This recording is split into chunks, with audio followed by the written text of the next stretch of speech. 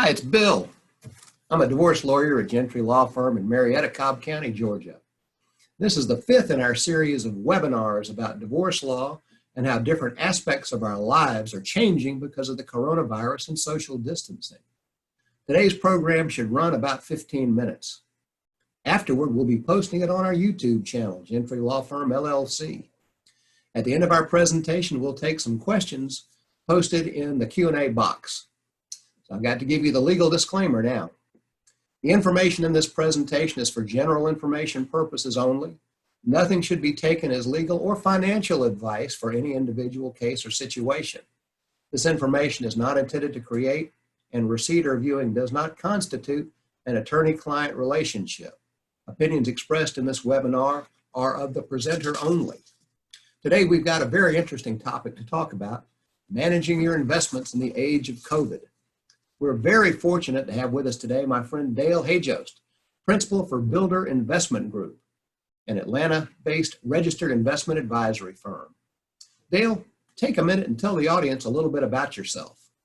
Sure, Bill. Builder Investment Group is a little confusing name. Sometimes we get confused with being builders or construction or real estate or something like that. It's actually my partner's last name, Alan Builder. And with an odd name like mine, you don't put it on the door. But the genesis of our firm goes back to 1982. I joined it in 92, and I became Alan's partner in 98. We've been working together that long. We're out of Buckhead, and we mainly work with southeastern clients really within the Atlanta area. We get outside of the Atlanta area, but usually it's through an introduction through somebody here. I've been in this field for about 30 years. And our clientele, I don't think we set out to do it this way, but a lot of them are people affiliated with small, closely held businesses. They're kind of the perfect client because they're running their business and they need somebody else to manage their resources. And we do that in a fiduciary manner where we're their representatives. And be a little presumptuous, but I think we do a pretty good job for them. Well, good. Well, you know, that term fiduciary is one of those interesting things. When I was very new to the practice of law, I asked someone, what does fiduciary mean? And they said, basically, you treat your client like you treat your mama. That's pretty much it. Yeah. Or at least how you treat yourself. How you treat yourself, that's right. And the difference is, I mean, if you go to the wirehouses, the insurance firms and things like that, they are not fiduciary, and their standard is different. It's a best effort standard, which is not the same level. So tell us about your approach to helping people manage their investments and their money in general.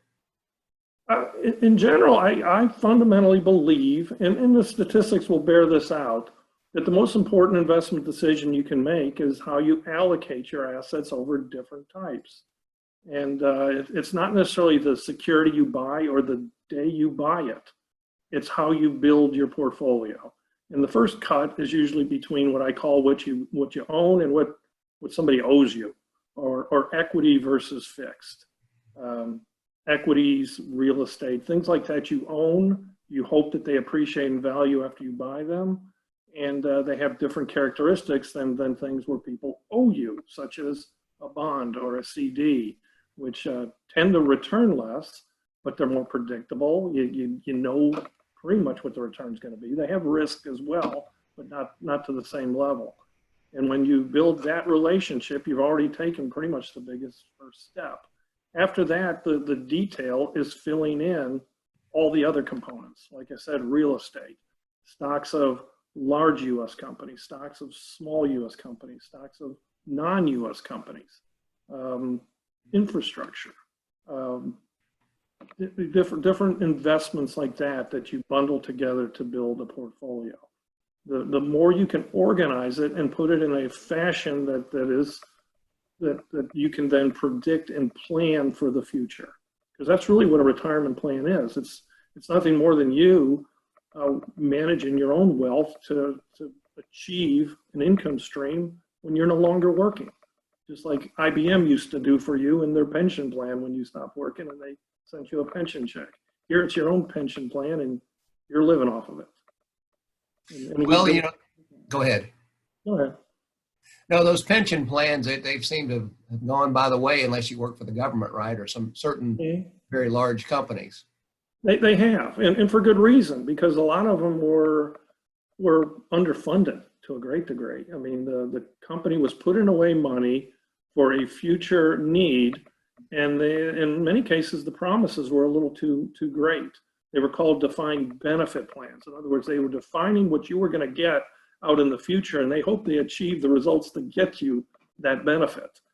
Most pension plans, company pension plans tend to do better than the government ones, depending on what state you're in. Georgia's a very, very good state, but we manage more to what you would call a defined contribution plan. You can define what you're putting in, and you have an expectation of what that's going to produce sometime off into the future.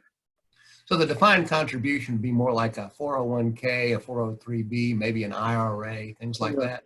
Exactly. Right. Well, Dale, we look at the stock market, the Dow Jones Industrial Average, for example, and we see it's dropped by thousands of points recently because of the coronavirus. And that sort of thing's got to put a serious dent into people's retirement planning and their assets and so forth. What kind of advice are you giving people in the face of what's been happening in the economy and the stock market and equities? I've been at this a while. This is my fourth recession, which kind of makes you a relic in this industry.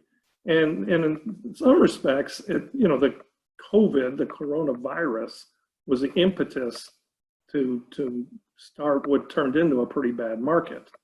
But I wouldn't say the virus caused the market. What caused it was the actions that we took, the shutting down the economy, the companies that will be earning less as a result.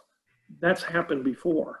I mean, and it happened as recently ago as about 11 years ago. It was a different crisis back then, but a crisis nonetheless. So you can't really call this unprecedented, can you? This one's unprecedented, and part of the difference is the speed, the rapidity of which it went. There were people that actually were able to predict what was going to happen back in 2008. They were going out on a leap, but there were some hedge funds that made a lot of money, and there's books that have been written and movies made about the success of those. I don't think there was a lot this time. I mean, this one kind of came out of left field. I mean, by the middle of February, everything was kind of going along great. There was a talk or two about something happening somewhere in the world. But the peak of the market in February 19th was bottomed by March 23rd. And that was a 34% decline in the S&P 500 in about a month. That was what was unique. It also, though, presented opportunity. And people like us, again, that managed toward an allocation and build a portfolio designed to replicate that allocation, we found opportunity in that. When all of a sudden your equities that were at a lower level than your fixed as a relationship to each other, we became buyers. And that's hard to get people to do when it's kind of counterintuitive to what they think, which is to panic and go crawl under a rock. All right, the Chicken Little phenomenon. That's right. And so, a lot of the wealth that's lost is the panic that occurs when you least shouldn't. Well, are there safe havens now, or what should people be doing right now? Right now, they should still be managing toward their allocation. If anything, if they have liquidity, they ought to be trying to save it. If they have a job and they're safe and they still have an income, continue saving in your 401k plan, continue saving in your IRA, your Roth IRA. If you're unable to do that, because maybe you're out of work, you're furloughed, well, try to change your lifestyle to some degree, to try to at least offset your ability to have to tap into what really is intended to be used later instead of having to use it today. And there's no magic elixir, though. There's no, here's the day that everything went down, and here's the day everything's going to be perfect, and a big bright red flag goes up and tells you, throw it all in.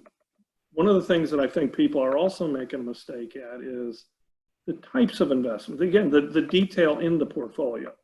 This market has really been running rampant for the last couple of years on some very very, very good momentum-driven growth stocks. We call them in our industry the FANGs, the Facebooks, the Apples, the Amazons, the Netflix, the Googles. They have really, really taken off, and a lot of the market has kind of followed them, and they've done extraordinarily well. But what about all the other stocks? I mean, those are kind of like the orphans out there right now. Over the long term, 100 years of capital market history will tell you that small companies typically do better than large companies. They haven't lately, but they will again. Companies that are more value-oriented instead of growth-oriented, we call it the value premium. The value premium has kind of gone away the last couple of years. It'll probably come back again.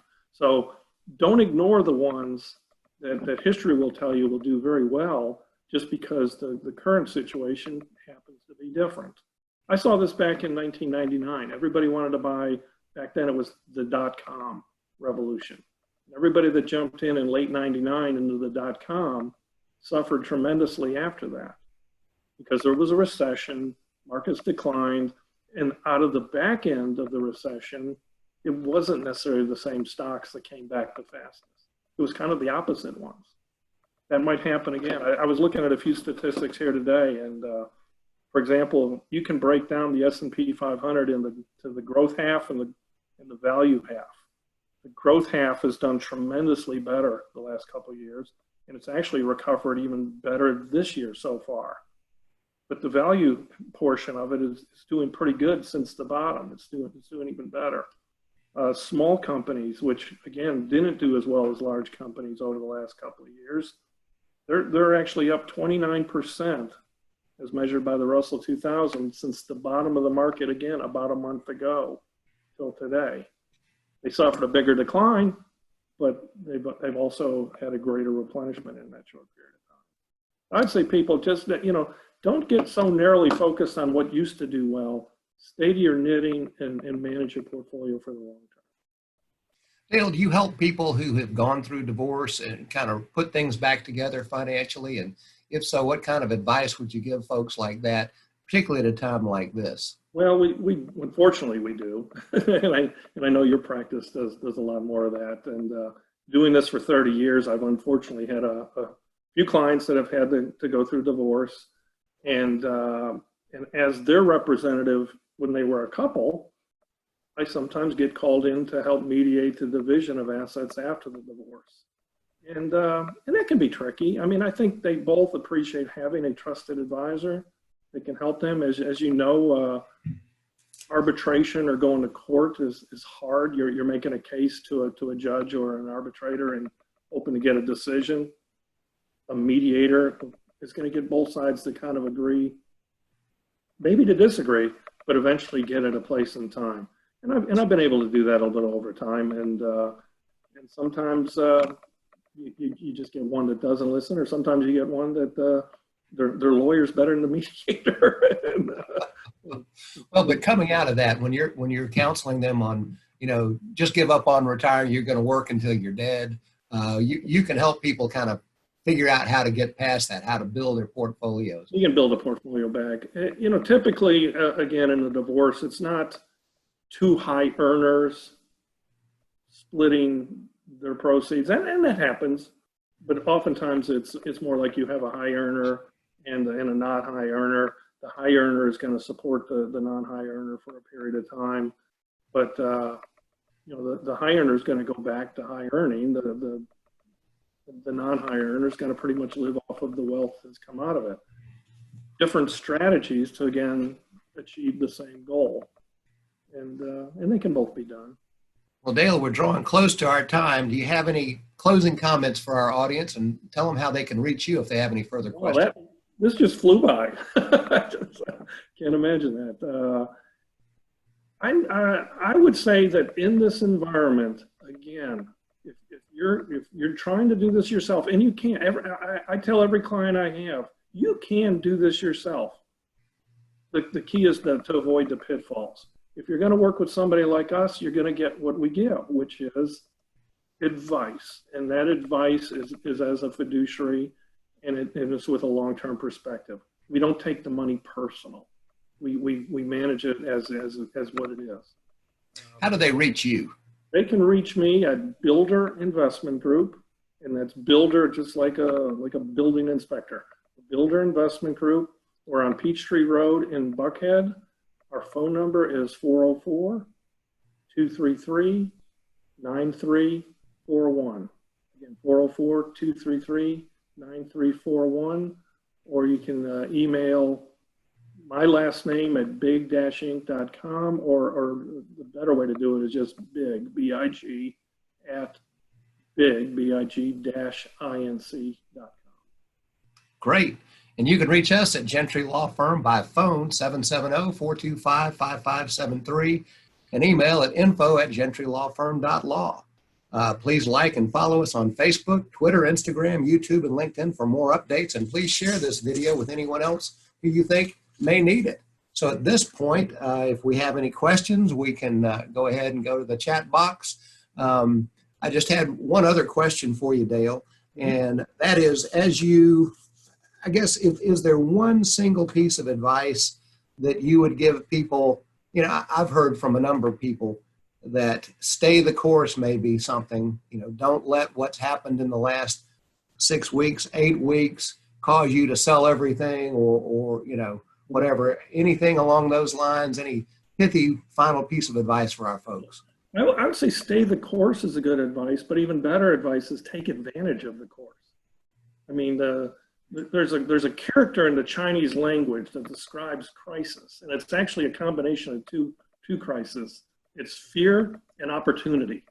So they've combined the words fear and opportunity so in other words, you fear the crisis, but there's an opportunity, and you can take advantage of it. You're not going to nail it perfect. I mean, if you think that you can sell everything and buy it all back on the day the market's at the bottom, God bless you. I bet you can't. But another pithy phrase I use is we try to make a plan when we're sober, and we try to get through it when we're drunk. This is a drunken time. This is an unprecedented time, and it's easy to leave and forswear that plan that you made when you were sober-minded and thinking about it for the long term, because you're looking at a number on a piece of paper and you don't like it. Your statement value is down. All right. Well, listen, I certainly appreciate having Dale Hayjost with us today, Builder Investment Group down in Buckhead. And if you have any further questions for us, you can reach out to us at the phone number and email addresses we've given you. At this point, we'll go ahead and wrap this up. Thanks again, Dale. Thank you, Bill. Thanks for having me. Bye-bye.